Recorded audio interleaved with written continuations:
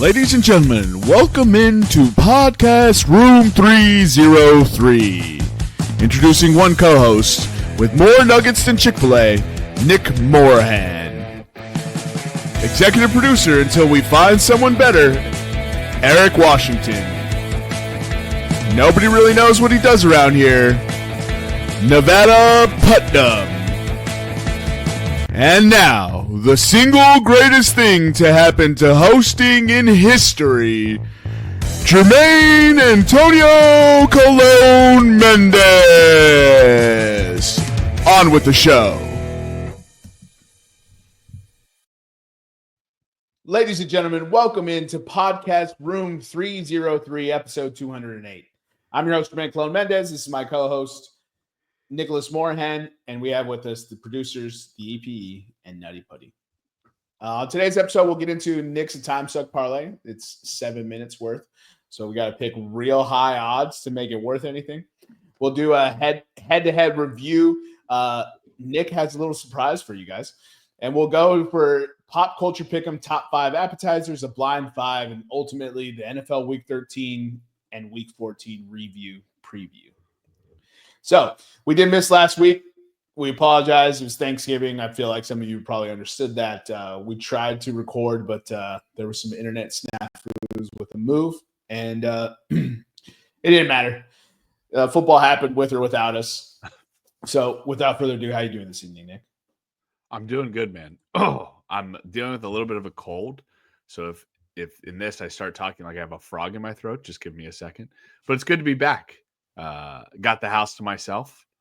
So just doing dirty and debaucherous things that a man in a relationship does when his significant other leaves and you turn back into the feral rat you once were.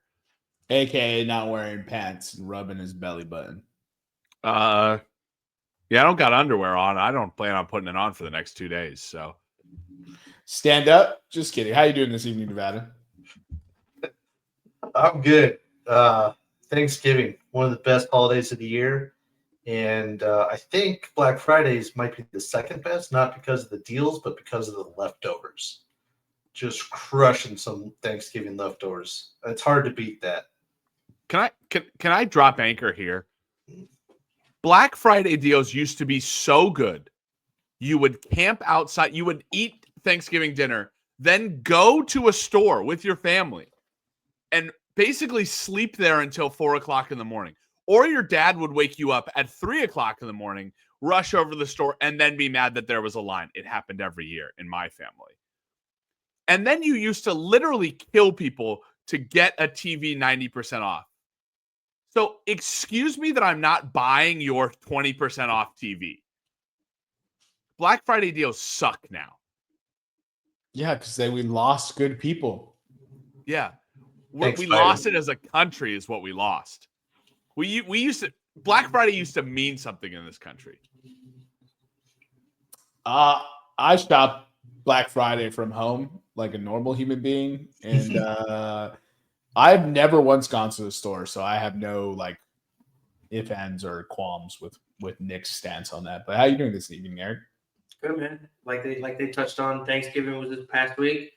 This was an extra special Thanksgiving though, because we got to witness the best rivalry in college football get revived.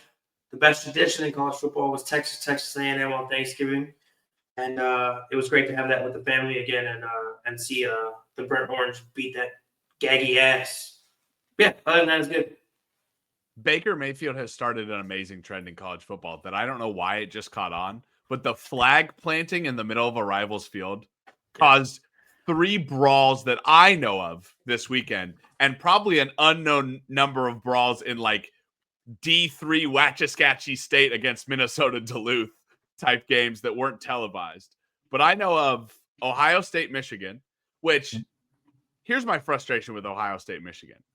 Ohio State players, this is a meme that you guys have probably seen on the interwebs, showed more fight trying to stop Michigan from planting the flag on their field than they did at any point in the game. What are you talking about? They missed 2 field goals and lost by 3 points. They held their opponent to 13. They what were do you a mean they didn't have 21-point favorite. They were it doesn't matter in a rivalry game. That's why we watch rivalry week. It's Michigan never has mattered. been ass this year. It's Ohio never State mattered. has been dominant. We had the same conversation when Oklahoma played Texas and Oklahoma was bad, and you and I were both like, yeah, Oklahoma could win this game. That's the reason why it's a rivalry, because bad teams can beat their rival any given time. That's the reason why we talk about division games in the NFL. That's the reason why we talk about it's hard to beat a team 3 times in a season in the NFL. There's a reason why rivalry games are different. There's a reason why Philadelphia has been 10-2 to start the last 3 seasons, but still somehow loses to the Dallas fucking Cowboys in Philly. Not this year. Probably this year. I told him the same thing. Look, if you're going to plant a flag and I'm standing there, you're not going to do it. I'm on Ohio State's on that. And this whole narrative that they didn't show any fight is absolutely bonkers. I just want to add to that. Maybe not that they didn't have any fight in the game. They definitely didn't play to their full potential. But if you're gonna have grace when you win, have grace when you lose, man. Like sucks to suck, man. You lost, they flag planted on you, move on. What? Yeah, dude. There's no need to be out there getting pepper sprayed and getting broken noses and shit over. No, keep it pushing. You guys got checks to go make in the NFL. It's just, okay. The same thing could be said about winning. Be gracious in victory and in defeat. The victor goes to spoils, baby. You do what you want. You're out of your mind. You would lose your mind if they were doing that to your team. In Texas, absolutely. Yes, you would. Absolutely. It didn't happen. So, and also Sark didn't let us plant the flag. As it should be. The flag was planted when the final whistle blew and we whooped that ass and they scored 0 offensive points. Let's go. Whoop that ass is not exactly what happened. You guys won, but not whoop that ass. We missed 2 field goals on top of it. Okay, 23-7 is not an ass whooping. 0 offensive points. That means their whole entire side of the football did nothing for a whole 60 minutes. Not 23-7 is not an ass whooping. Who's going to back me up on this? They won. They won handedly. 23-7 is not an ass whooping. They didn't score double digits. It's not an ass whooping. I don't care. That's an ass whooping is like 40 plus offensive points, 10 less defense. Offense scored 0 points, and we won by double digits. They didn't score more than 10 points. Not an ass whooping. That's crazy. That's crazy. A top-tier SEC offense scores 16 points? 17. Oh, okay. Sorry, 17. And could have had 23. It was an impressive look. It was an impressive win by Texas. You hold an opponent under 10 points when they have 10, 12 possessions in a single game. Their entire offensive side of the football did nothing for an entire game. Were shut down. Couldn't get anything going and scored 0 points. You hold an entire side of the ball to 0 points, that's an ass whooping. I disagree. Because their defense held you guys to a reasonable number of points. That's fine. So that's not an ass whooping. They didn't score double digit. They didn't score double digit points with a defensive touchdown. We've had this same conversation before. We even set parameters of this. I just want to say, Dave Doran's not getting fired this year. Go Pack. NC State. Dude, here's the funny thing. Did you know that some guy said NC State was going to go 12-0 this year? What fucking morons. We beat UNC to become bowl eligible. So we're going to play in the fucking GoDaddy.com Dukes Mayo. No, you'll play in the Sun Bowl. Heineke Carter Bowl, dude. No, I think it's more ridiculous than that. ESPN predicted us playing in the let's see, I have it in the Union Home Mortgage Gasparillo Bowl. Yeah, I'm injured, coach. I'm not taking that. I texted my college group chat. What the fuck is this piece of shit with the Joe Pesci meme? Who cares about bowl games anymore? Unless you wanted the 12, nobody. I don't think I've cared about bowl games for years, but the fact that people still care about bowl games is kind of crazy. Like, every kid opts out. Like, the bowls keep getting more and more ridiculous, as Nick just evidenced. Union Home Mortgage, Gasparilla, Tennessee. Hey, CSU is projected to play in the Snoop Dogg Bowl, so not a big deal or anything. But There's a Snoop Dogg Bowl. I fucking hate Snoop Dogg. Speaking of college football, the rankings just got released. For the final college. Oh, wait, no, we still have championship games. Yeah, right? still have championship week. So Oregon 1, Texas 2, Penn State 3, Notre Dame 4, Georgia 5, Ohio State 6, Tennessee 7, SMU 8, Indiana 9, Boise 10, Alabama 11. I told you guys. Here they come. Sneaky, sneaky. And Miami 12. Arizona State only went up 1. Iowa State only went up 1. Yeah, but who's in? Those top 12 are in. That's just the rankings because Boise State is the highest ranked non-conference. So that's the thing. Just because they're ranked 12th does not mean they're in the actual college football playoff, which is so stupid. Right. Just fucking rank them like as if they would be 1 through 12 in the college football. So right playoff. now it's 1 Oregon, 2 Texas, 3 SMU, 4 Boise State. There you go. See, that totally changes everything. Yeah. So then, all right. So who are the 8 teams in the college football playoff that don't have buys? Obviously, since you just named. Okay. So Penn State is the highest seed. I'll go highest to lowest. Or Penn just State do matchups. Okay, so it's gonna be Penn State, Miami.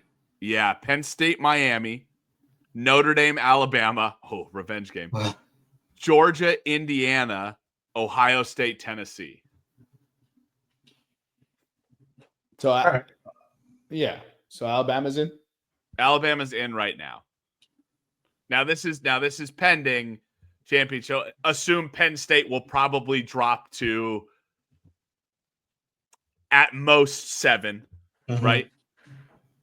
Notre Dame will probably bump up to the highest seeded non-conference winner. Georgia's probably going to get beat by Texas, so they'll probably drop to 11. And it'll be interesting to see what the committee does with Arizona State or Iowa State in the Big 12. If they don't make it, that's crazy. That is crazy. 13. Yeah. Big 12 also, it's been ridiculous this year. Clemson getting dropped 5 spots for the loss to South Carolina. So it'll be interesting to see if Clemson beats SMU. Does Clemson then jump 6 spots to get back in? Ponies. Yeah, and SMU falls out. Oh yeah, you hate to be SMU and Boise, and to be nearly perfect all season, and then to have a bad conference title game. Oh, Miami's winning the ACC. No, Miami's not in the championship. It's Clemson. Clemson, SMU. Mm-hmm. Yep. So Oregon, winner Penn State is one of the top 4, right? No, not necessarily. No, not necessarily. Because then they could argue that if Arizona State and Iowa State are both ranked over Clemson. So if Clemson wins, they could technically slot the Big 12 champion in as one of the 4 buys. As one of the 4 buys. Sorry, I thought this was predetermined at the beginning of the year that those conferences. But now, no, okay. It is predetermined that one of the Power 4, the highest ranked, 4 of the highest ranked conference champions get automatic buys. Okay. Right now, it's the Big 10 is Oregon and Penn State. Assume Oregon will win that one. Yeah. Texas, Georgia for the SEC. I assume Texas is going to win that one by how bad Georgia has looked over the last 3 games. ACC is SMU, Clemson. Let's see. Mountain West is Boise State, UNLV. Boise State, UNLV. And then Big 12 is Arizona State, Iowa State. Should be a fun one. Let's go Iowa State. So, I mean, either of those 2 teams. And then teams just on the outside who don't play conference games, Ole Miss, South Carolina, and BYU at 10-2, but they're not going to get in. So Ole Miss and South Carolina are really hoping for some shenaniganizing. If Ole Miss somehow gets in after that Jackson dart, the worst 12 seconds in college football history. Oh, bro, it was bad for like the final 5 minutes too. It was like a whole bad fourth quarter. I've never seen someone implode like that. Oh my gosh! All right, final take on college football. Are you guys into banning flag plants? No. No. Nah. Just keep pepper spraying college kids. I thought it was hysterical. I was like, I've seen that face before. Dude, it's kind of hilarious. Shoot, like play stupid games, right? Like, yeah, dude, that's what you get. I'm pepper spraying a 6'7", 325 guy running at me, like Peak specimen and like arguably one of the prime of his. Yeah, for sure, bro. Yeah. Like I'm gonna cook. All right, so we'll reveal the Knicks time suck parlay at the end of the episode. We have $7 to play with, boys. So pick big. And let's go ahead and get into the head-to-head review. All right, let me get that pulled And up. I will filibuster while Eric loads the screen. That always surprises him. No. In Sneaks up on the meantime, Nick, did you happen to listen to the producer-only podcast? Why is your answer no? I unfortunately did not, and my answer is because I had a 7-year-old running around for the last week. Oh, the answer should have been because it was 2 hours. Oh, right. The answer is I had a 7-year-old, and 2 hours, guys, let alone 2 minutes I had, but 2 We gave hours. the people what they wanted, bro. We're back, ladies and gentlemen. You're welcome. Been nothing but positive reviews, so eat our butt. Yeah. Let me know when your dad listens to it. Talk about living in an echo chamber. Now, you ate each other. Basically, if it's 2 hours, I expect you two to eat each other's butts. Like, I don't know what you can do for 2 hours. 2 producers, 1 cup. Two producers, 1 mic. All right. First of all, also thank you for stepping up and recording that episode. We appreciate it, boys. Let's get into this review. Yeah. Oh, ladies and lots of gentlemen- red and 1 green. Eric. Ladies and gentlemen, start buying water. Start getting ammo. Fucking the end is near. We went 1-11 last week, and the only W came from yours truly, the absolute just worst this year, Nicholas Bartholomew. Is it Bartholomew? I don't even know if I should throw it in there. No, I always add Bartholomew to And the everyone. shenanigans on it is the motherfucker didn't even send in his 3rd pick this week. And I had the kindness in my heart. I was like, Nick, uno mas. And he got the Pat Fryer move anytime touchdown. See what happens when you wait till the end of the week to submit a bet, Nick? That's pretty good, yeah. And then he proceeds So to in send that all his spirit, I bets in this submitted week. all my 3 on Tuesday. We can't be winning too much, or the people will think I'm doping. He's gonna get drug tested like Saquon Barkley, bro. Dude, that'd be so funny if I win 2 in a week and little cup shows up. Be in this cup and return to the National Betting League. All right, so give us the overall records, units, and then we'll push into the pop culture pick'em. Yeah, so overall, Jermaine went 0-3. He's 30 and 114, down 18.6 units. Nick went 1-2, 17, 126 and 1, down 62.42 units. Nevada went 0-3. He's 41, 103, down 15.31 units, and I went 0-3 as well. 35 and 109 on the season, down 2.82 units. I picked AJ Brown to have 120 plus receiving yards, and Jalen Hurts didn't even throw 120. He threw 119. So, fan fucking death. Eric, what happened to that lead you had? Nevada passed you up, dude. It's because he stopped betting basketball. We took He away. passed me up on wins, but I'm still holding the lead for units. Oh, he's now it's just about Oh, now units. it's Look at how semantics. quickly that changed. Nah. Uh-huh. Fine, I'll go all NBA bets for here on out. That went real quick, huh? Just adjust these, That's where the real money's made. let's just adjust these goalposts real quick. And for No, mine, Eric, may I quote the great Sylvester Stallone when he said, "I ain't hear no bell." not Captain Caveat over here. All right, let's get into pop culture pickup, boys. Today's That plus topic. 60,000 parlays are right around the corner. Today's topic is top five appetizers. Appetizers, Eric, not entrees. Hurts you.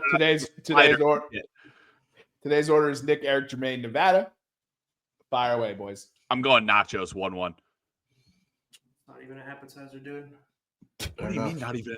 What do you mean not even an I'm appetizer? just here to be contrarian at this point. You guys won't let me live my fucking life with You're what I want to eat. gay-trarian.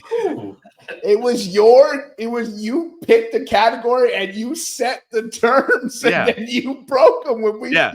we played in your scope Yeah. and you just changed it on the fly. Dog. No, some restaurants let you get a whole rack of ribs on the side.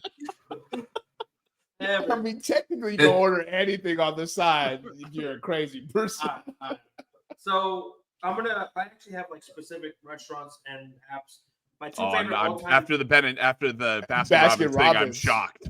Fucking Rain Man over here. Yeah. All right, let me put my powers back to good use. we'll So talk with to my John. first pick, I actually can't even eat this anymore, but it's absolutely my favorite appetizer ever. Bloomin' onion. The Austin Blossom Bloomin' Onion, whatever you want to call it, from Outback. It's fucking phenomenal. That sauce will make you slap your mama. It's so good.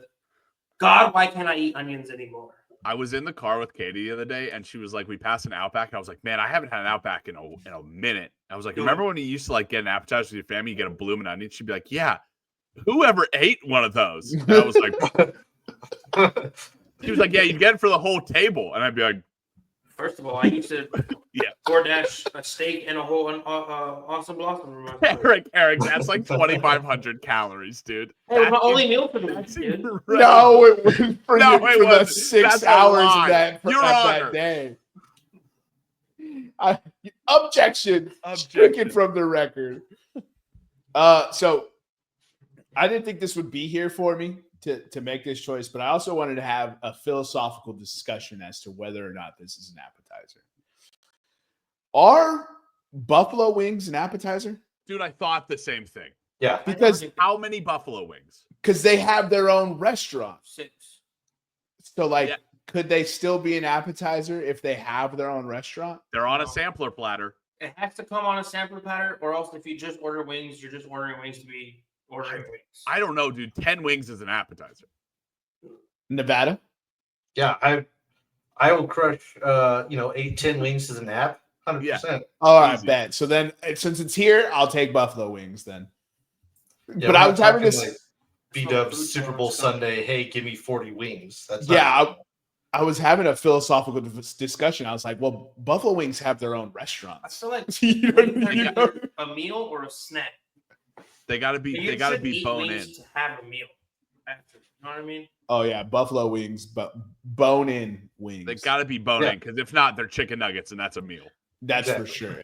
Nuggets See, are. now we're just getting ridiculous with No, That it's being- 100% accurate. Boneless buffalo wings are chicken. That being said, I was at the Atlanta airport and got 20 boneless wings because I wanted chicken nuggets. Yeah, dude, because chicken nuggets slap. Chicken nuggets rule. Wendy's and McDonald's make chicken nuggets that are exactly like boneless chicken wings. Exactly. Because There they're we chicken go. nuggets. There we go, bro. All right, Nevada, it's up to you in the turn. Yeah, I'm surprised this one fell to me. But the Texas Roadhouse butter and bread. That honey butter, cinnamon honey butter. I would have never thought bread as an appetizer. Have you had Texas Roadhouse bread? Oh no, and- I have. It's fantastic. I'm not disagreeing with the choice. Yeah. But it's like bread is just they give it to you for free. So you just sit down and get bread. So I didn't even think that was an appetizer, but it makes sense. You know what else is free? Chips and frickin' salsa. Yeah. So again, not an appetizer to me because it's free, but makes sense. The math checks out. Hey, you can fill up on bread and butter just like you fill up on chips and salsa or nachos. All the I same. don't know, dude. I don't think I can fill up on chips and salsa. Oh, I could. Because you're not eating enough chips and Yeah. Ah, dude. I can If that waitress doesn't drop off of these 4 bottles of salsa, you ain't doing it Oh, right. yeah. Nevada and I are through bucket 5 of chips by the time she gets back to take our order. Exactly. That's how it should be. And you have to order still to get full. Yeah. Back to me. I'll take another obvious here. I'll take matzo sticks. Good Mozzarella choice. sticks. Good choice. Because if I'm being honest, like when I get an appetizer, it's usually mozzarella sticks. Because I could eat 8 fried string cheeses, but not 8 string cheeses by themselves. True.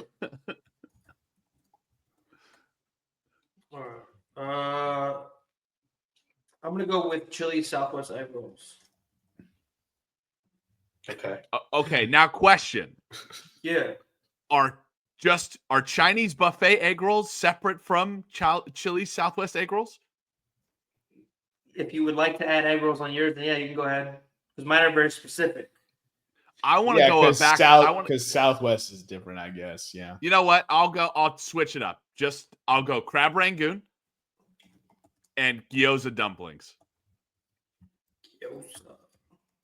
Crab rangoon. You never had crab rangoon?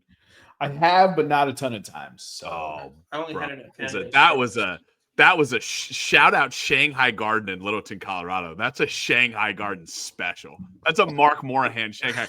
Mark Morahan, I hope he listens to this episode. I might tell him to. Mark Morahan ordered from Shanghai Garden. For those of you who don't know, my father ordered from Shanghai Garden so much when we were growing up. I'm sure Nevada had it when we came over because we had it once a week. He ordered from it so much that when he left Colorado and came back 20 years later, he called the Shanghai Garden place and they went, Mr. Morahan, good to hear from you. That's not a joke. The lady that picked up the phone recognized his voice. Should be running that restaurant for a minute. Also, I'll tell you what, I'm not a lot of business when he moved. I'm not gonna lie. You said Littleton, Colorado, and I just pictured white people in the cooking in the restaurant. And I was Nailed like, it. that Chinese food sucks. No, it's so good, dude. It's so good. There's Mexicans in the kitchen like God intended. There we go. Or small Chinese children. Or like the people that they hide them when the labor inspector comes, but the 12-year-olds are cooking. I love me a good labor violation. Oh yeah, that makes the food delicious. All right. Yeah, gyoza was your second or your third pick, right? Correct. Cool. I'm gonna go with. Hold on, one second, Eric. Steamed or fried? Steamed or fried. They're both fried. There's a correct answer, Eric. Fried. No, and that's not the correct answer. For me, it's steamed. Nah. Nevada? Yeah, fried sorry, steamed. Thank you for being plugged in there, sir. Jesus. Yeah. I was trying to think if I've had fried ones before, and I can't think of any, so I'll have to go with steamed first. More and more Nevada descends into his father when he answers a question. Yeah. I was like, damn, Nevada's half paying attention right now. Go ahead, Eric. Mine finished it. Ooh, good choice. Good choice. Boy. I'll go with ahi tuna tostadas. Wow. That's a very West Coast-esque appetizer. Perfectly acceptable, but I have not seen that out on the East Coast. I've had it here. Fancy ass places. I've had it here for the first time at a fancy ass place, and I was like, "Holy shit, that's delicious!" It's a big Hawaiian thing too. Oh hell yeah! You brought that back from the islands? From the islands, Matt. No, I brought this shirt though. Nice shirt. Go Cubs. It's you, Nevada. I almost said it. Yeah. I'm gonna go with fried pickles. Yeah, it's a good choice. I'm not really It's a a good fried choice. pickle guy. I kind of like pickles in the first place. I prefer like just crunchy, crisp pickles, but I understand the allure of a fried pickle. Yeah, you get the concept. I'm like, I can see why people fuck with them. You know what I mean? I don't like them. Second one on the back-to-back, I'm going to go with like a Bavarian pretzel with beer cheese. Oh yeah, fire choice. Yeah. I love me a good pretzel. And you know what? In my household, a good pretzel is fucking Auntie Anne's or Wetzel's. those things slap, dude. Give me Spam Musubi. I love Musubis. So good, dude. You can ask Eric. I'm freaking addicted to them. They're so good. And there's nothing wrong. It's the simplest little treat. It's so simple, but it's just a delicious, simple little treat. Delicious. Delicioso. I'm gonna rock with either stuffed, baked, or fried mushrooms. Anything mushrooms. Ugh. At 4? No. Yeah, dude. You don't like mushrooms, bro? I don't like. They're not at 4. They're not on my top 5 appetizers. All right, so Jermaine made the joke with mozzarella sticks that he's not going to eat 8 string cheese sticks, but he'll deep fry them and eat them that way. I don't like eating 6 eggs, but if I cut them in half and put some paprika on them, give me them deviled eggs at 4. Could demolish a 24. Oh my count. God, no dude. problem, dude. A deviled egg platter is not safe. Bring me my own one. Oh boy. Eric, how many deviled eggs do you think you could eat? Do you like deviled eggs? It's one of my favorite foods. How many deviled eggs do you think you could eat? So I was gonna say 15. That's a rookie number. Dude, I'm done. I'm done overshooting it, dude. I've learned my lesson. It's progress, boys. 15 is a warm up. Eric 2.0 is kicking into gear hard. I don't know if I like this new conservative Eric. I want you to reverse those numbers. 51 eggs is what you can eat. And then I'm out $100 if my account fucking hacks up again. No, I'm good. We need the audacity, brother. We need the audacity. I'll close with cheese fries. If you want to put chili on them, who am I to say? You're the artist.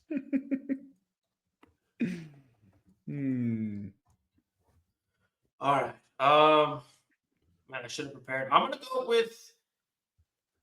Honestly, it's still my favorite app to eat with my mom. I'm gonna do my mom's salad.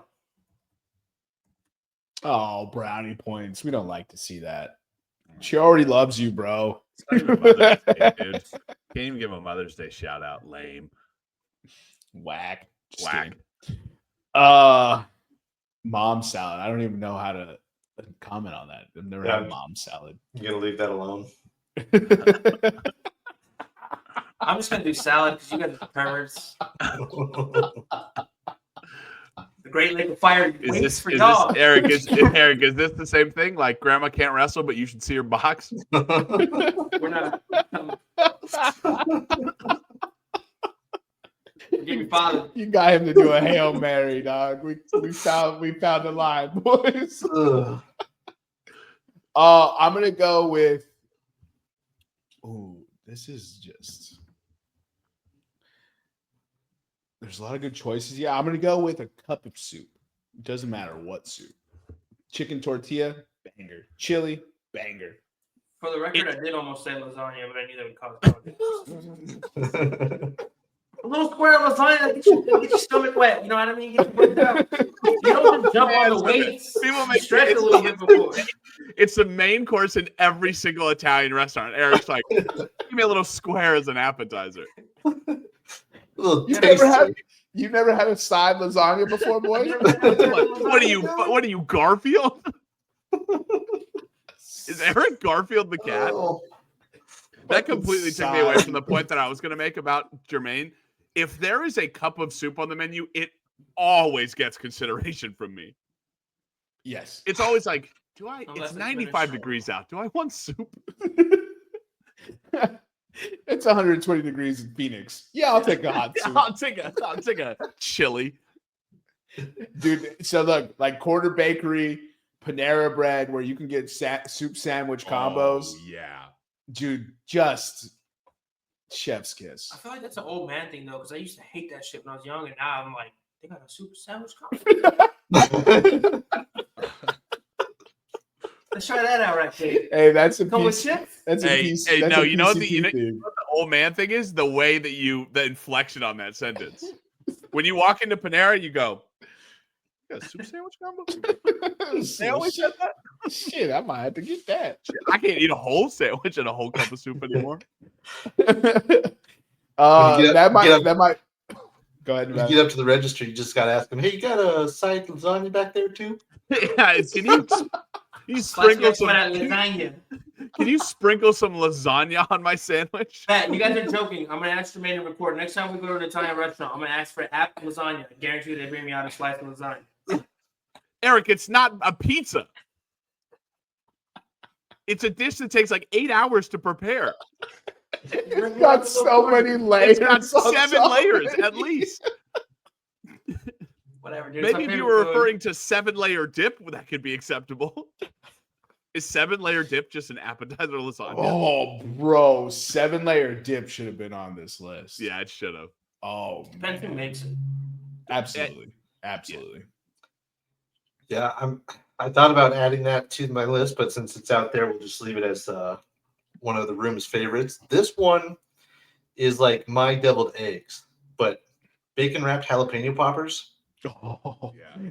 bro, I don't think I could eat that many of those, but they are delicious. Oh, I can if they're there like at a potluck or something, you'll just find me like sneaking by, grabbing Nevada's like 5 at a hovering, time. Yeah, hovering over the table. 100%. First of all, if you're trying to have conversation with me at a Chinese buffet or like a community potluck, don't. No. I'm there for one thing. I'm putting on my business suit and I'm going to work.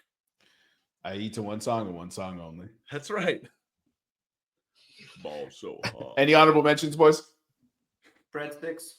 I know we said bread, but breadsticks like Olive Garden, Like crazy bread? like crazy bread, cheesy bread. Yeah, like that. Yeah, okay. I Oh, buy cheesy Yeah, bread. pizza. That's a great app. that. Yeah, just like a slice of New York pizza before you go out Jermaine. and get a meal. Yes or no? Have you ever seen anybody order a pizza as appetizer? No.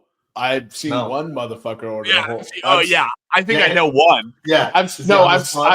I've seen two. My boy JB and Eric both ordered an appetizer pizza and then proceeded to not finish their entree and take that bitch to go. That's so so funny. Yeah, because they ate 1.5 entrees. yeah, that's exactly right. They were like, "Could I get an appetizer pizza?" I was like, "Just because you call it that doesn't mean it's an appetizer." Yeah, you can call it whatever you want. Doesn't change the calories. Can I get a pre-meal pie? Edamame. Can I get a tray of appetizer lasagna? Edamame is good. Edamame is good. We talked about pre-show, but sliders. Sliders is good. Yeah. Get a whole Half-price burger. ribs. You can't you can't be that asshole who's like, oh, I'm gonna order a nap of sliders, and you eat like all 4 or 5. It's like you get one. It's not true. Maybe I 2. ordered it. Yeah. Fajita skillet. Eric, What? Everybody grabs a Eric, tortilla and you get one taco. you have a legitimate problem. I'm starting to be very concerned about your eating habits at a restaurant. Appetizer, I'll take a good brisket. I'll take it. What do you guys have for dessert? I'll take a whole cherry pie, please. I did actually walk out of Cheesecake Factory with a whole pumpkin cheesecake, dude. How long did it For take? Thanksgiving. though. Okay. Before I give judgment, how long did it take you to eat it? I only had 2 slices out of it. It was for Perfectly fine. It took like Perfectly 5 reasonable. days, 4 days. That's reasonable. It was Yeah. for Thanksgiving though, wasn't it? It was pre-Thanksgiving because we had real pumpkin on Thanksgiving. Oh, like your pre-appetizer pumpkin pie. My man hit me with the pre-Thanksgiving pie. dog.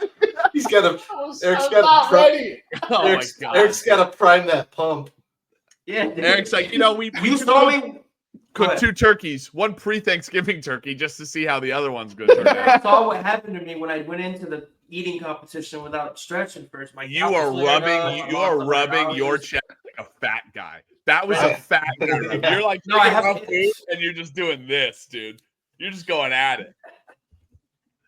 Hey man, what can I say? Bro, All right, Eric. Food. Read back the list before you start drooling. He's too late. So top 5 appetizers. Nick had the first pick. He went nachos, crab rangoon, gyoza, deviled eggs, cheese fries, possibly with chili. Believe it, up to you. I went awesome blossom bloomin' onion, chili southwest egg roll, spinach dip, baked stuffed or fried mushrooms and salad.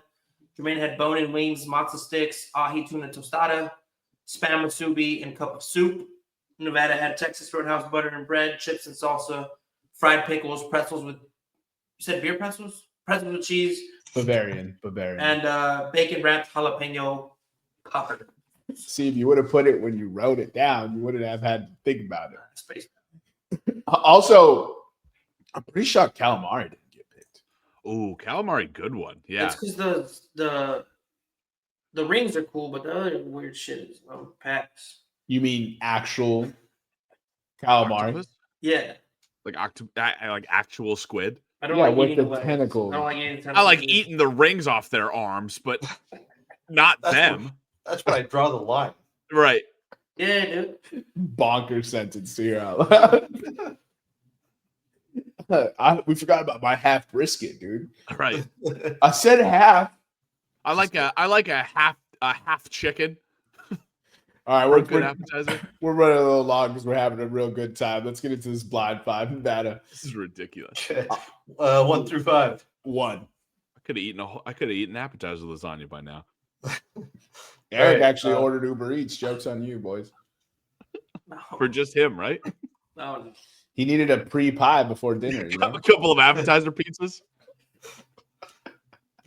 Now I'm getting hungry. First, What are we doing after this podcast, Jermaine? I guess we're getting some appetizer pizzas.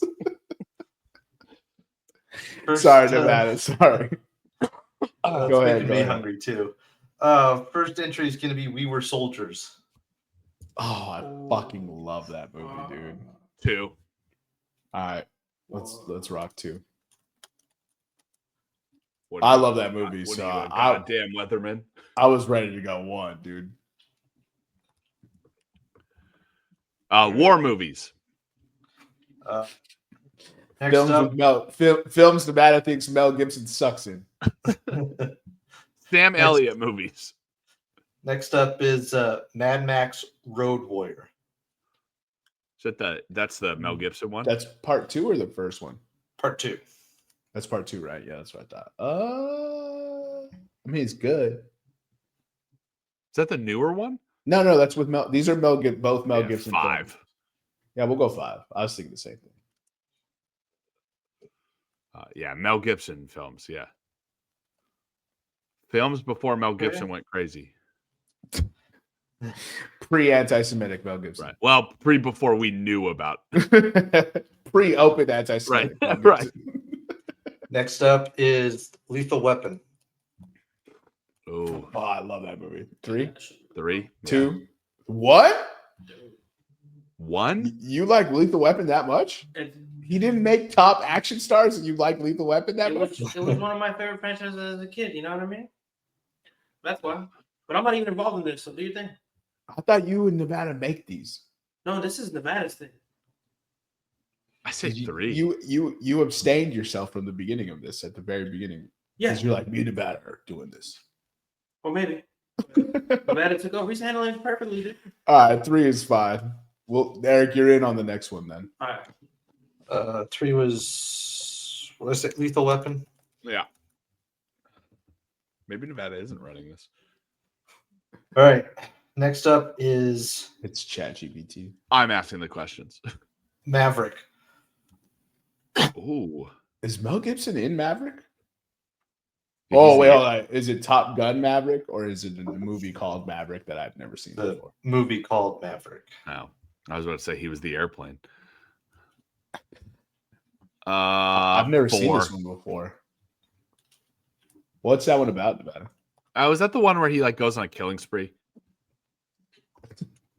I don't remember a killing spree per se. It's more like a Western movie. It's one of his more popular ones. Huh. I've never And what number 1 for Mel Gibson movies, which was pretty obvious, is What Women Want. Oh, I love fuck. that movie. Excellent movie. I love that movie, so I I'm don't not think even I've ever mad. seen that movie. So Until they made the knockoff. 2 or What 3 Men years ago. Want? So It was written by a woman, wasn't it? because they know what we want. Yeah. It could have been a 30-second movie. Never mind, I'm over gonna the stop pants talking. HJ. Peace and quiet. Yeah. Peace and quiet. Doesn't Bill Burr have a joke like that? He's like, my wife made me a sandwich 5 years ago, made me a sandwich and a beer, left it in the garage, and left me alone. And I've been thinking about it for 5 years. For 5 years, exactly, dude. Peace and quiet, dude. That's all we want. We should have went We Were Soldiers first, but Yeah. Yeah, that should have been number 1 for sure. dude, it's one of my favorite Or all it's time. Lethal Weapon. It's one of my all-time favorite movies. I don't disagree with your Lethal Weapon take. I'm surprised Braveheart wasn't on here. Or Well, the Patriot. The Patriot. Patriot. Isn't he in Paycheck? Right. Or Payback? Or whatever the fuck it was called? But see, the problem is if I add all those hits on there, then there's no bad list. That's true. Okay. And Maverick is pretty popular. Yeah. When did that come out? 80s? Late 80s, early 90s. Pull it up real quick. If you really wanted to throw Passion of the Christ on there, if you really wanted to. I love that movie. He's not in that, though. He only directed it. Yeah. Yeah, that's Wow. a good point. Caviezel plays Jesus of Nazareth. Jim Caviezel. No. Jim Caviezel. Okay. 1994. 1994. I was 4 years old. That's why I Yeah. haven't seen it. He's basically like a poker swindler gambling guy in the Old West. Poker That swindler gambling guy. Yeah. That actually sounds pretty fire, though. Have we ever done westerns, guys? No, I'm gonna add that to our list for future episodes. Have we ever done westerns? Yeah. Like a PCP? Mhm. You said futures episodes, and I was like, what are we adding into? All right, boys. Yep, 70% on Rotten Tomatoes. That's not too bad. Nevada, you want to read us back the final list? Gotcha. Mel Gibson movies. Number 1, What Women Want. Number 2, We Were Soldiers. 3, Lethal Weapon. 4, Maverick. And 5, Mad Max Road Warrior. Yeah, I'm happy with that. I'm not really upset at it. Let's get into week 13, boys. And before we get into your takeaways for the week, I'm going to go through the top 7 teams for each conference, and we'll do pretenders or contenders. So you just pick yours. Pretenders, contenders. If you pick a pretender for a particular auspicious one, we'll call you out on it to explain it. So Eric, be ready. All right. So Kansas City. Pretender. God, I was gonna say Pretender too. Ooh, we got a unanimous pretender for the back-to-back Super Bowl champs. There you go. 3 in a row Super Bowl champs right there. We just there it thought. is. 8 confirmed. A firm. Damn Let's do Buffalo Bills. Contender. Contender.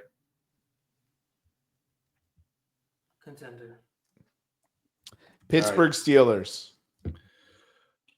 Oh man. Contender. Contender. After this week, Yeah, contender. after what I saw on offense, contender. All right. Yep. All right. Los Angeles. Why does it have number 5 Los Angeles Chargers? Oh, okay. I get it. Pretenders. Los Angeles Chargers. Pretender. Yeah, I mean, yeah, recent history suggests no matter what I think, pretender. God, Pretender. Why are we all agreeing? Yeah, I thought it was going to be more divisive. Houston Texans. Pretender. Pretender. Contender. All right, pretender times 2. Contender, huh? All right, Baltimore Ravens. Again, Pretender. recent history. Contender until it's time to face a good team, then pretender. Pretender for me. So we have 2 pretenders in Nevada. I said Pretender for Baltimore. All right, and Denver Broncos. Pretender.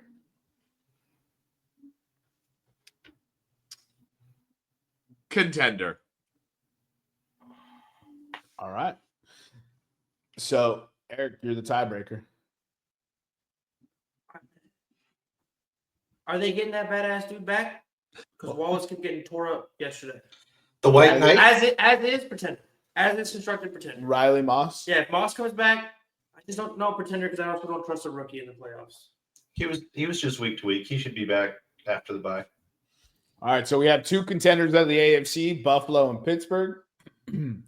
The very next team we'll do Detroit Lions. Contender. Contender. Yeah. Should be Super Bowl favorite. That was pretty easy. Philadelphia Eagles. Contender. Contender because they decided to run the ball. Yeah, I'll go with contender. All right. Minnesota Vikings. We keep calling them pretenders. And they keep winning. So Defense wins championships, right? That's the old adage. I'm going to say pretender just because I'm running out of NFC teams, but I'm very flippy-floppy on that statement. I'll give them a little respect. I mean, they've only lost 2 games. They're I'm gonna 10-2. go contender. I'm going to go contender. 10-2, and No matter- Detroit has to keep winning because of them. Yep. Man.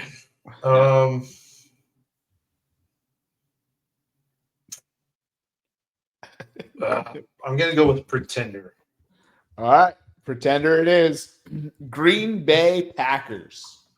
Pretender. Biggest news I ever heard in my life. Pretender. Yeah. Oh, is that a clean sweep? Clean sweep. All right. I do need them to beat Detroit once, though. So don't fuck it up. The Washington Commanders. Pretender. Contender, man. Jaden Daniels with a simplified playbook is a good quarterback. You trust Cliff Kingsbury in the playoffs? Yeah. Depth issues at running back now with the injuries. When has Only he have gotten to one the true wide playoffs? receiver. Exactly. Nah. Because his offense always shits the bed in the second So half we've of the never season. seen it, dude. We've never seen it. All right, so we had two pretenders, one contender on Washington. Seattle Seahawks. Pretender. But what a I can't wait to see how that division turns out. Bro, my Cardinals pick is so close. It's hanging in there. It's so close. All of them pretenders, but if one of those teams gets hot, look out. Yeah, you don't want to see either. The thing is you don't want to see any of those teams in the playoffs. Nope. No. And then the Atlanta Falcons. Pretender. Kirk Cousins still their quarterback? Yeah. Pretenders. Also another fantastic division. All right. So those are the 7 teams for each conference currently in the postseason picture, obviously in order of win-loss, not in order of how they'd actually be seated. Are there any teams that we have off this list that you'd like to say are actual contenders? Tampa Bay Buccaneers. So you want to say that Tampa Bay is a contender? Yes. All right. Anyone else? Anyone else want to agree with? Anyone else want to agree with Nick? If they still had Godwin, maybe. But actually, you know what? I did just tell you yesterday when we were walking around that that's the one team I don't want to see in the playoffs. That's correct. So I'll give you some of the teams that are sitting 8, 9, and 10. So you have the Colts, the Dolphins, the Bengals that are sitting 8, 9, and 10. Damn, Bengals are still 10. That's crazy. And Don't then let you the have Bengals get in the playoffs. Then you have the Bucks, Cardinals, and Rams. The Rams could be dangerous. Yeah, with Matthew Stafford at the helm, Yeah. slinging the rock. Yeah. They've got the pedigree to do it. They've obviously done it before. That'd be a scary team I wouldn't want to face as a wild card. Let's see, you'd be like a Philly versus Rams, something like that. Scary for Philly. I wouldn't want to see that team. Like I would not. I think they could be beaten, but they can also beat any team, which is scary. Right. All right, let's go ahead and get into week 13. What are your takeaways for the week? You can combine what you saw from week 12 since we didn't cover that either. But just give me 2 takeaways. Start with you, Nevada. Special teams are going to be the downfall of at least one, if not 2 teams in the playoffs.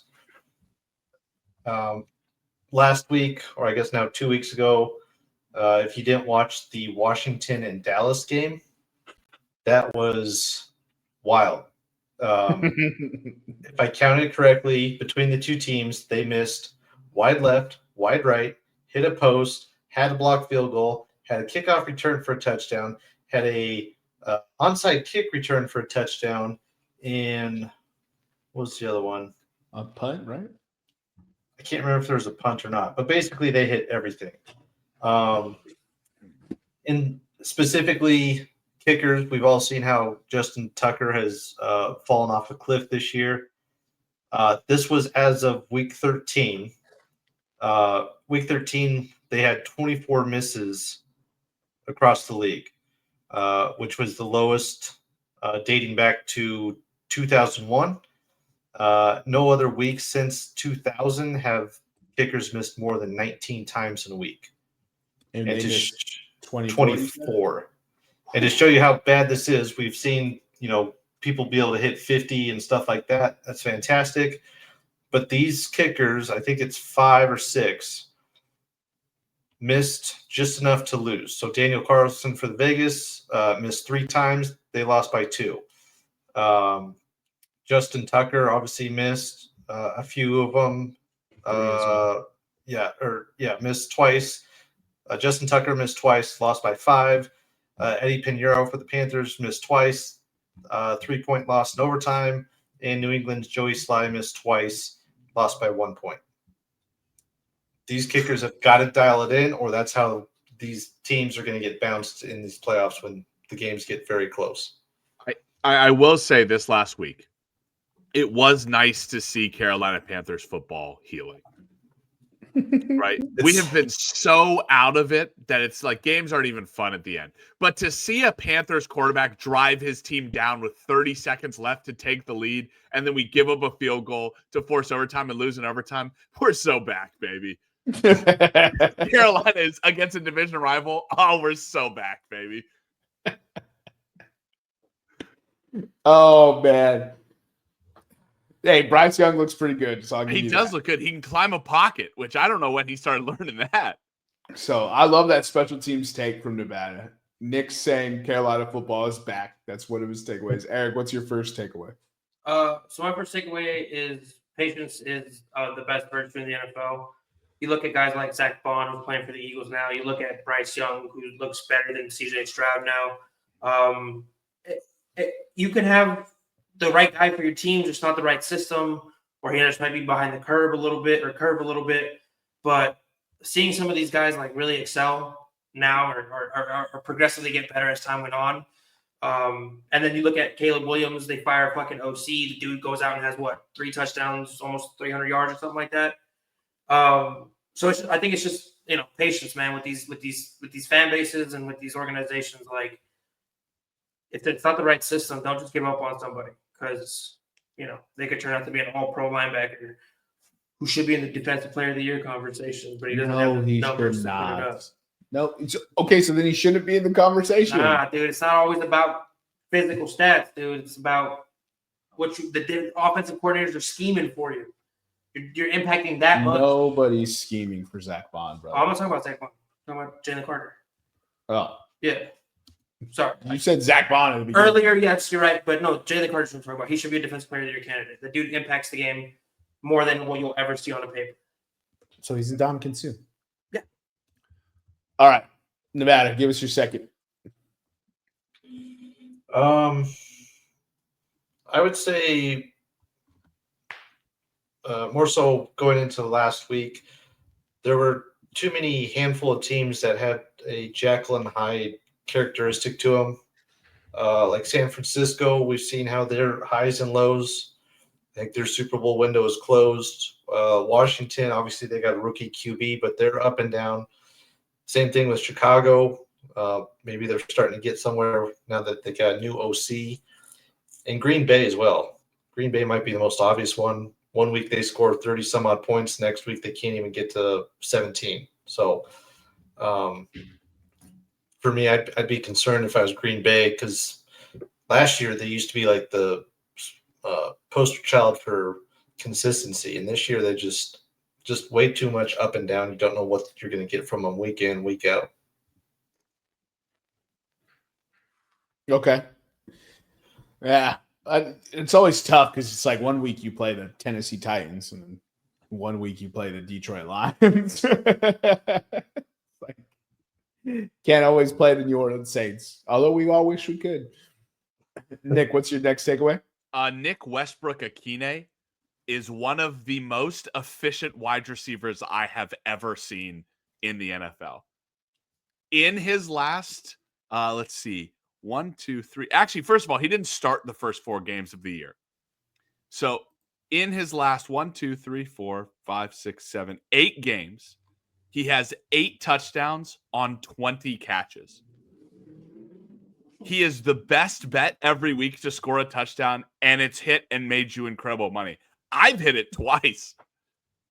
But now that the secret's out, Yeah. But I can't think of a wide receiver that is almost like a pinch hitter specialist in that spot. You're in the red zone, throw it to Akine. He'll get it. He'll score a touchdown. Jerry Rice. Maybe. Megatron. But 8 touchdowns on 20 catches. Yeah, but he's about to pumpkin. You can't keep that up. Yeah, 100%. No. But still, it's fun. And now that we mentioned it and told people to bet it, he's definitely going to pumpkin. Yeah. Also take MVS. He has 5 catches in the red zone, all for touchdowns. 7 targets, 5 catches, 5 touchdowns in the red zone this year for the Titans. 34 fantasy points alone in the red zone. Yeah, just like we all drew it up. Nick Westbrook. I had him for sure. All right, Eric, give us your last takeaway. So my last takeaway is going to come in the form of a question. How long should an You organization... can't get lasagna, Eric. Dude, stop talking. We get hungry again. No, but what's the right amount of time an organization is loyal to a player who's been there for a long time, helped you win a Super Bowl? Like Justin Tucker. He cost him that game. He's cost him a few this year. He's cost him a few this year. Now, I know he's the greatest kicker of all time, and he's a Longhorn, and he's dope. But at what point does the organization have to say, dude, this is just business. You got to go? I mean, you always trying to put on someone after one game for your team. Don't matter if you're Longhorn or not. So That's 1 point. This is 2 point. That's why I'm asking these questions. I'm trying to learn.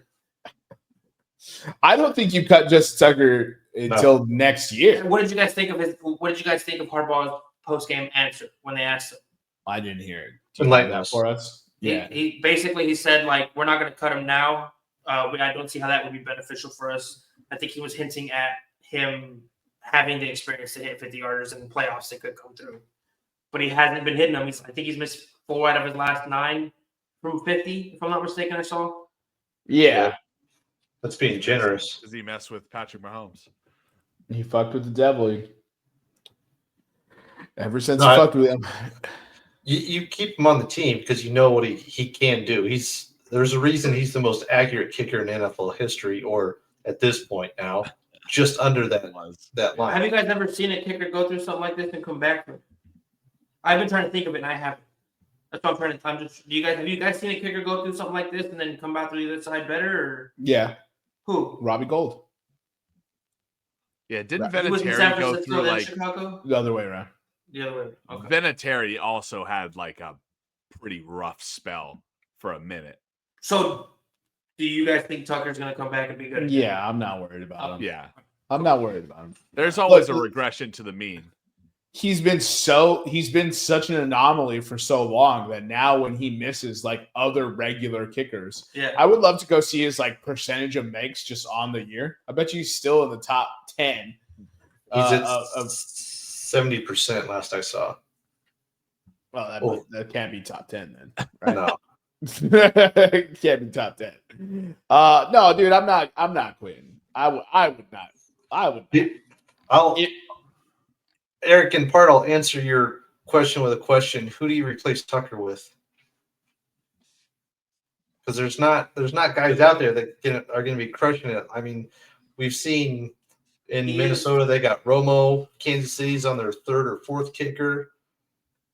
Zane Gonzalez. Justin Tucker is 31st in the league. 31st. Oh. That's amazing. Yeah. How close is that to top 10? So he's at 70%, and then the 89.3% is the 10th ranked guy. So he's about 20% off. He is not playing well. I wouldn't cut him personally. This is going to sound weird, but I think him missing at his biggest issue is 50 plus this year. I think that just makes the decision easier for Harbaugh. Hey, if it's 4th and 2, 4th and 3, and it's 52-yarder, fuck it. No, we're going for it. We got Lamar and the hammer and Derrick Henry. We can probably hammer out 2 or 3 yards, get the first down, and keep this moving. So you bring up a good point, Nevada. He is perfect from within 39, and then when he gets to 40, he missed 3 of 8, and then when he got to 50, he missed 5 of 9. So it is just those distance ones. Yeah, ever since he hit that 66-yarder, he sacrificed his Hall of Fame career for the longest kick in NFL history. A little bit of home run derby black magic. Yeah, there it He Won is. the home run derby, but now he can't hit for average. He can't hit for average anymore, dog. He forgot how to Justin kick. Tucker pulled the version of the home run derby. So Justin Tucker's kicking woes were so bad this year that his career average has been lowered by 1.5 points almost. And what is the career average? His career average before the start of the year was 90.2. It's 89 now. So where does that put him on? Oh, I don't know, Eric. That's your job. Look it up. All right. I thought you were looking I at looked up one stat, Eric. What do you want from me? Let's get into NFL Week 14. Jesus Christ. That devolved quickly. Thursday night matchup is actually going to be the aforementioned unreliable Green Bay Packers taking on the contender Detroit Lions. Give us the lines, Eric. Sorry, Harrison Butker is now number 1 at 89.21, and Justin Tucker is second at 89.03. Damn. All right. So Thursday's game, Green Bay's heading into Detroit. Detroit are 3.5-point favorites. The over/under is 51, and if you want to go Green Bay money line, which you should because the Eagles need it, it's plus 142. Thoughts on this? Any nugs? No nugs. I don't really want any part of this game. No. It's kind of a low nugget week. Nevada? What's the yes please for? Oh, for the Jahmyr Gibbs bet. Oh, okay. Sorry. I thought you were saying yes, please. You want action. I was like, you could use the microphone. There you go. Yes. What's no nug bets for divisional game? No nug. I mean, Green Bay has won. The over-unders are up and down. Green Bay has won 3 of the last 5. They've won the last one. So that's the only nug I have for you. All right. I'm going to keep pushing with Detroit until somebody can show otherwise that they can stop them or at least stay close with them.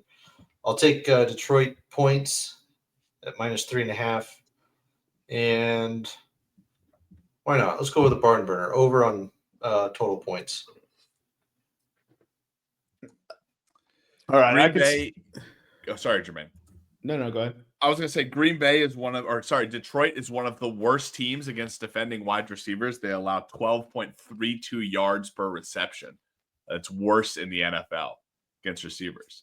The problem is I don't know which Green Bay receiver to bet and who's going to get the ball. Is it going to be Dobbs? Is it going to be Wicks? Is it going to be Watson? Is it going to be Reed? Spin the magical wheel and find out who Jordan Love throws to this week. I'll go with Watson then. When Watson goes off, he goes off. So maybe a little prop bet to put there. I'm not taking any action, though. I don't want any action. I think Green Bay can win this game, though. Let's move into the very next slate. Carolina Panthers travel into the Philadelphia Eagles. Want to give us a line, Eric? All right, yeah. So Carolina's heading into Philly. Philly are 12-point favorites. The over/under is 46. If you want Carolina money line, it is a trap game. Might be some juice here. Plus 455. Yeah. So when we talk about fading favorites with spreads over 9.5, but also taking the over, Eric. So give me the over 46 in this game. Favorites with a spread greater than 9.5 are 3-11 against the spread this year, but 10-4 straight up. Carolina is one of the worst teams, both against the run and against the tight end. Oh, I thought you meant period. Yeah, well, yes, that's true. So I'll take a Dallas Goedert anytime touchdown, Eric. Nick, he's probably not going to play, dude. Who is it then? Grant Calcaterra. Then give me Grant Calcaterra anytime touchdown, Eric. A Philly tight end to score a touchdown. Bet it. There you go, brother. and give me Saquon Barkley. I'll say Saquon Barkley 2+ touchdowns. Put a little pizza money on it. He's only saying that because he has him on this fantasy team. What a chotch. No, I'm saying that because Carolina sucks. And I already clinched the playoffs, so I don't need it. Yeah, but we're still fighting for most points in the league, dude. I'm not going to get it. That's a payout. Did you already look? Yeah, I'm third. In points? Yeah. Points. I don't believe you. What's the next game, Eric?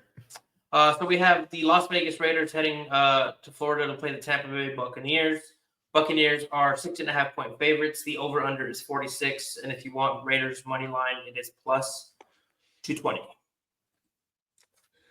I'll take Raiders spread.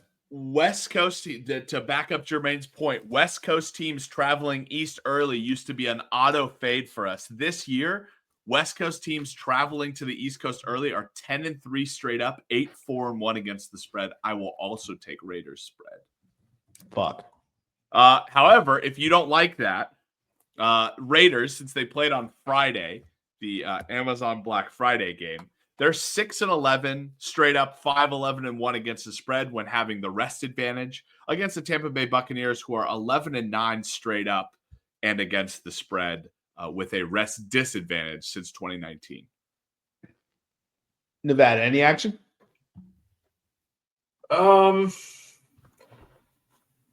Man, I think I'll also go with the Raiders spread. And Eric, I'll pull it up for you, but I'm going to get me a Max Crosby sack as well. If you guys have paid attention to the games the last 2 weeks, the dude is doing all he can to put the team on his back. And he's almost won against the Broncos as well as the Chiefs all by himself. So the dude's pissed, and they don't have those lines just yet. Just by looking at Max Crosby, that's not a guy I want pissed off at me. No chance. It's a bona fide killer. All right. Next game, we have the New York Jets heading south to play Miami. The Dolphins are 6-point favorites. The over-under is 44.5. If you want Jets money line, it's plus 200. This game has stinker written all over it. Give me the under. So the New York Jets have not won in Miami since 2015. And in every single one of those wins, the Miami spread has been greater than it is now. So give me Miami -6. I will actually take the over on this. I'm just going to ride the Tua train since he's come back. They've scored 23 points, 34 points, 34 points, and then 17 last week in the Tundra.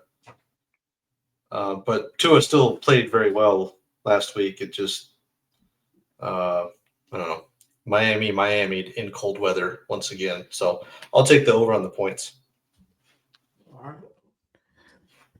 All right. So we have Atlanta heading north to play Minnesota. Minnesota are 5.5-point favorites. The over-under is 45.5. If you want Atlanta money line, plus 200. Revenge game. Give me Atlanta money line. Over 45.5. Atlanta sucked last week, so that means they're going to bounce back and be good this week. Yeah, I'll take the over in Atlanta money line. No action for me in this game, but I do love Jermaine's line of thinking, and maybe we'll put some pizza money on Kirk Cousins props. So passing yards, touchdowns, both overs. Yeah, you know what, Eric? Screw it. Give me Kirk Cousins. After what Jerry Jeudy did on Monday night, give me unceremonious goodbyes for 200, Eric. I'm going to stay away from this game for now, but I will say if you're watching a game, maybe a live bet, if it's close, Minnesota so far this year is 6-1 in one-score games. So if it's getting down to the nitty-gritty, they can't keep getting away with it. They did that last year too, or maybe 2 years ago. It was when Daniel Jones beat them in the playoffs when they had the pretender season. Yeah, Eric, I got it here for you. So the last 3 years in one-score games, they're 11-0, 6-8, and 6-1. Jesus Christ! Live by the sword, die by the sword. 6 and 8. 14 one-score games in one season. That's where I was going. Yes, sir. That's insane. All right. Next game, the New Orleans Saints are heading up to New York to play the Giants. The Saints are 5-point road favorites. That's interesting. That's crazy. Give me the Giants plus 5. All right, let me finish. The over-under is 40.5, and if you want Giants money line, it's plus 210. Can I have Giants plus 5 now? Yeah. So a fun little parlay here. I don't even know if you can parlay this, but the Giants, since they played on Thanksgiving, are 7-10-1 straight up when they have the rest advantage since 2019, but 10-8 against the spread. The Saints, the exact opposite, 9-8 straight up and 8-9 against the spread. Eric, so I want the Saints money line, which I don't even know if it's worth a bet. Minus 258. Yeah, not worth a bet. But I'll also take Giants +5. That would be if you parlay those, that'd be a plus 415. Would it really? Can you Yes, sir. parlay a money line and a spread? I got it right here. Oh shit! Damn, dude, bet that. Give me that parlay, Eric. No, our shitty gay website doesn't let us do it. No, Nevada- you can. You just have to go into the single game parlay option. Oh, okay, cool. So you want that parlay as well? Yeah, hell yeah. I mean, that's fun. thread that needle with the parlay, baby. Parlay, yeah. And a plus of 450. Jesus. 415. 415. I'm Okay. submitting that. Oh, as a now I don't want head- I'm submitting that as a head-to-head. Fuck it.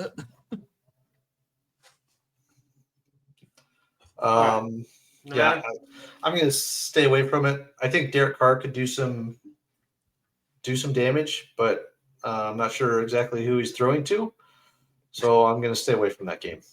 Cool. Bub Means can be activated. Kendra Miller's could be activated too.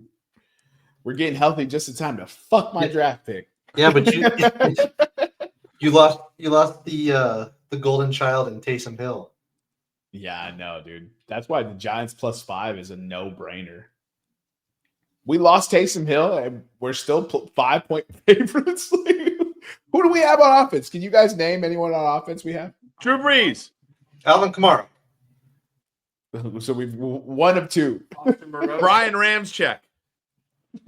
Fuck you, Nick. Marquise Andrew Speed. Colston. What, Joe Horn. who'd you say, Nevada? Bring back Michael Thomas. Andrews Pete. Oh, dude, he's with the Raiders. Darren Sproles. He's dead. Reggie Bush. Takeo Spikes. All right, next game, Eric. We have Cleveland heading into Pittsburgh. Pittsburgh are 6.5-point favorites. The over/under is 44. If you want Browns money line, it is +230. Cleveland has lost 4 of the last 5 games, and they are on a 3-game losing streak when going into Pittsburgh. And Pittsburgh, in the last 5 games, every single game has been over or has been 26 points or over, Eric. So give me team total over 25.5. I don't see it on DraftKings right now, so I don't know that it's been posted yet. No, they don't have a lot of stuff posted right now. Yeah, give me 25.5 over for the Pittsburgh Steelers. They have a Thanksgiving hangover. Any action about it? I'm gonna go a little frisky and go with the Browns money line. I love it. I love it. I almost did that too. Jameis is the funnest thing in football to happen in a long time. If he could be like your all-time QB, like in backyard football, it's like, hey, Jermaine, you're gonna be all-time QB for both teams. That's what I'd like to see. Jameis Winston playing for both teams, just going head-to-head against himself. Cleveland's got a good defense. Their secondary is good. Denzel Ward is still very good. So I think Cleveland's been pissed off enough the last couple of weeks that they'll go into Pittsburgh and take it from them. Now, Jermaine, before you pick, I got to let you know that with a win over the Cincinnati Bengals, Mike Tomlin is now exactly 500 against sub-500 teams. And Pittsburgh, playing with a rest advantage since 2019, has 11-4 straight up, 9-5-1 against the spread, whereas Cleveland with a rest advantage, or disadvantage, 4-9 straight up, 6-7 against the spread. Does that change your opinion at all? Well, I wasn't going to take Cleveland money line. I said I almost took it. But I'm actually going to take is Pittsburgh Cleveland over 44. But yeah, I didn't have the stones to take the money line like Nevada. He's got a bigger dick. All right. Moving into the next game, we have Jacksonville heading into Tennessee. Tennessee are 3.5-point favorites. If you want the over/under, it's 39.5. And if you want Jacksonville money line, I don't know how they're going to win with a dead quarterback, but it's +154. Mac Jones, bro. Yeah, Mac Jones or Will Levis? Who's better? Will Levis. Mac Jones. I'm totally kidding. Will Levis. It's Mac Jones, dude. All right, so Jacksonville traveling into Tennessee. They have also lost 4 of their last 5, but they've done it in the opposite way of Cleveland. They're only on a 1-game losing streak. In those 5 games, Tennessee team total has been over 19.5, Eric. So again, when they posted, I'd like Tennessee team total over 19.5. And 4 of the last 5 have been over that 39.5 threshold. So give me those 2 bets. Yeah, I don't fucking want a thing to do with this game. Mac Jones is gonna go out there and put up 40 points. Dude. Yeah, hard pass. Nevada, Can they both lose? any juice? They'll find a way to. Man, I think I might take the under on this game. God damn. 39.5. Division games. Between that and you're either getting a concussed Trevor Lawrence, who I doubt is going to play this week, No, he's dead. or a Mac Jones going against a underrated Tennessee team. So I'll just take the under on that one. So the guy got suspended 3 games. Correct. Let me ask your guys' opinion on this. Now, the result, take away the result. Was that hit as dirty as you think it was? No. The hit itself, no. Okay. Not 3 games. I'm with you. Right. No. I think he should be suspended because of all the tomfoolery afterwards, where he tried fighting everyone, took his helmet off. He took no accountability. He was just like acting a goddamn fool. And I'm like, Well, you've seen his history too, correct? yeah, I've heard about it. Yeah. He tried to choke out Tom Brady. Yeah, but we all rooted Yeah. him on. I know. But everybody wants to choke out Tom Brady. He might get off. Including his ex-wife. Yeah. There was another one. I can't remember who it was, but he did a similar thing. It wasn't a slide, but I think it was late hit out of bounds and just blew the guy up. Damn. So for him to be, to come off as like, hey, this isn't me. I don't try to hurt people. Well, I bet 3rd time's the charm. You know what I mean? Fool me once. This is that whole saying. Yeah. Is the NFL turning the corner and having appropriate punishments? No. Rashi Okay. Rice played this season. Yeah, and then Mahomes said, "Not today, Satan." He's like, how dare you drive drunk? Roger told me he'd get me to the Super Bowl if I take you out. Dog. Patrick Mahomes would absolutely do it. Let's get into the next game. Seattle's heading down to Arizona to play the Cardinals. The Cardinals are 2.5-point favorites. The over-under is 44.5. Didn't they just play like a week ago? Yeah. Yep. All right. The over-under is 44.5. And if you want Seahawks money line on the road, they're plus 114. Arizona money line. I was about to say I love the Seattle money line bet. Seattle on a 3-game winning streak when they travel into Arizona. In fact, the last Seattle regulation loss in Arizona came in 2012. They've had 3 overtime losses since then. And the Seattle team total has always been at least 21 points. So give me Seattle money line, Eric. And with that comes Seattle spread because, of course, You know what they say about streaks? they Add a little bleach and they come right out. there you go. And also take Seattle team total over 20.5. Nevada, any skin in the game? I think Arizona's going to come out pissed off, a little bit of blood in their mouth from a couple weeks ago and up in Seattle. So I will take the Arizona spread and money line as well. Poor favor. All right. Next game, Buffalo is heading west to play the Los Angeles Rams. The Buffalo Bills are 4.5-point road favorites. The over-under is 49.5. And if you want Rams money line, it's plus 180. Any action, boys? Man, I really want to take Rams money line, but the Bills Do look it. fucking phenomenal. Do it. Yeah, no action here for me, but same with Jermaine. If you know what, actually I will. It's not a nug, but the Bills 4.5, man. What are we doing? That's almost an auto bet. Too low? Too low. Yeah. I like the over in this area. Give me the over 49.5. A lot of points, but I think these two offenses can get it done. Especially in sunny SoFi. Buffalo's going to be thrilled after last week's game. All I'm going to say, I mean, obviously don't make picks, but anything revolving Buffalo's running game, whether it's Josh Allen, James Cook, whoever, people just seem to have historic fucking games in that arena or stadium. Nevada. Yeah, I'll take over on the points as well. Let's see, 4.5. Man, I'm going to stay away from the spread.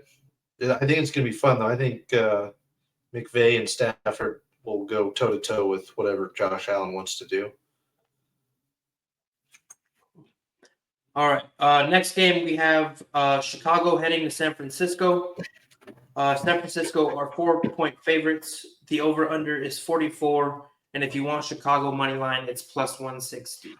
So San Francisco scored less than 10 points last week. Favorites the week after they've scored 10 points are 1-7 against the spread this year. So give me Bears plus 4. Damn. Nevada special teams ball. Try to bet some shenanigans. I might have to. Jake Moody's back from injury. I really didn't want to go with Nick's bet, but I'm also going to go with the Bears spread. I love how we hate agreeing with him.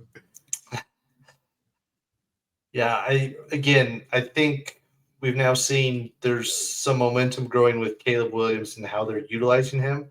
I don't see why that changes. We'll see if Bosa's back. I think he should be. I haven't heard anything weird. But obviously McCaffrey's out. Jordan Mason's out. So now they're on third string. So I think Buffalo can go in there and cover the spread on this one. You mean Chicago? Chicago. It's just two teams that are trending just opposite directions. I don't want any action. I hope the Bears win. Real quick, what do you guys think as far as the 49ers Super Bowl window?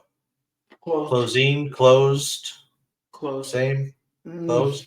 Everybody told me Brock Purdy was the second coming of Jesus, and looks like that regression of the mean hit him real hard. Well, he's out there throwing to the Saints weapons. Just kidding. Yeah, it's probably closed. They have too much money. They're gonna have to pay Brock Purdy now. Yeah. And Deebo Samuel has forgotten how to play football, so yeah, probably closed. I think I agree with you guys. All right. Moving to the next game, Los Angeles Chargers are heading into Kansas City. Kansas City are 4-point favorites. The over-under is 43. And if you want Chargers money line, it's plus 164. So let's see. What do we got on this game? So the Chargers are on a 2-game losing streak traveling into KC. However, the last 5 games have hit the over 43. KC with a rest advantage is almost one of the best bets since 2019. They're 22-4 straight up, 14-12 against the spread, where the Chargers are 9-10 straight up and against the spread with the rest disadvantage. Give me the over, give me the spread, and I'll put KC money line in some of my bets too. Perfect. Chargers money line. And I'll go over on the points. Chargers got a defense that can shut down Mahomes. We'll see what they can do with coming off the edges to put some pressure on them like Max Crosby did. But the Chargers defense is no joke. They've kind of have an identity of ground and pound. Granted, J.K. Dobbins is out for the next 4 – or no, he's week to week, I believe. No, he did go to IR. IR. So, yeah, I think the Chargers, they have the team and the mentality of just grind this out. So I think they'll do that. I'll take Chargers plus 4 and over 43.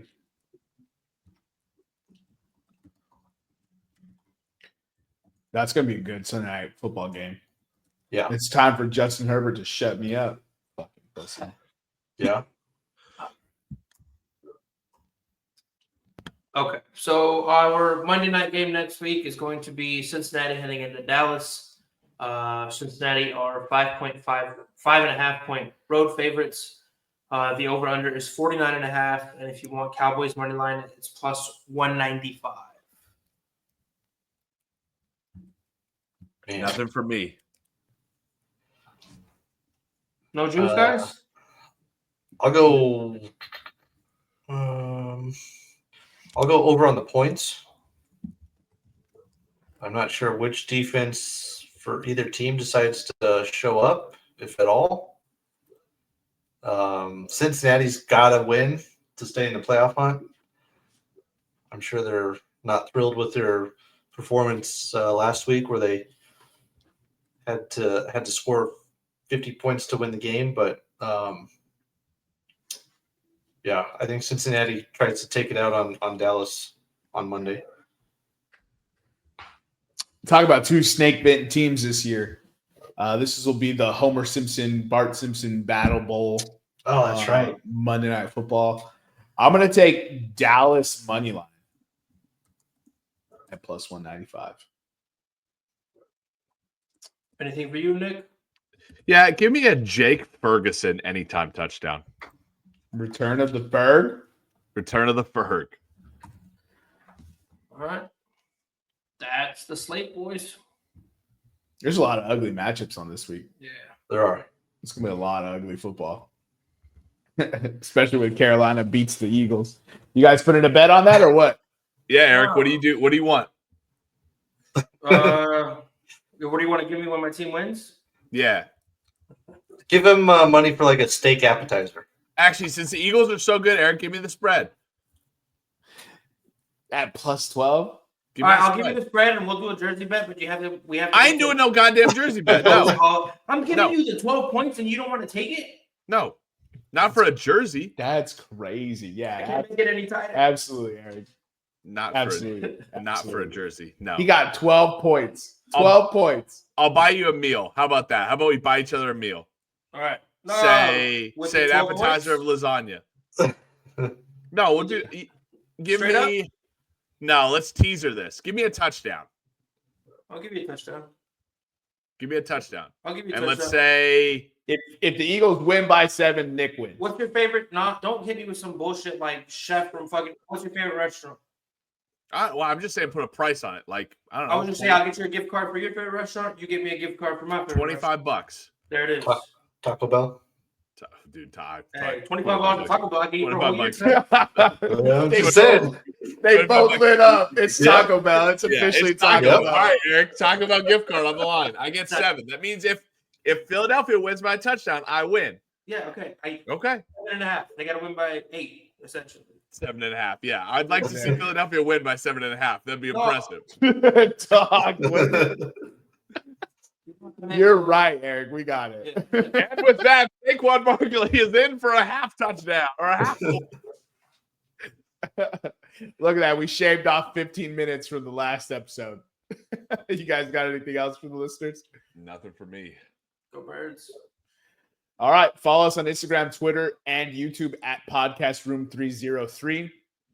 For myself, Jermaine Colomendis, for my co-host, Nicholas Morahan, for the producers, the EPE, and Nutty Putty. We'll see you next time when you come on down and step into the room.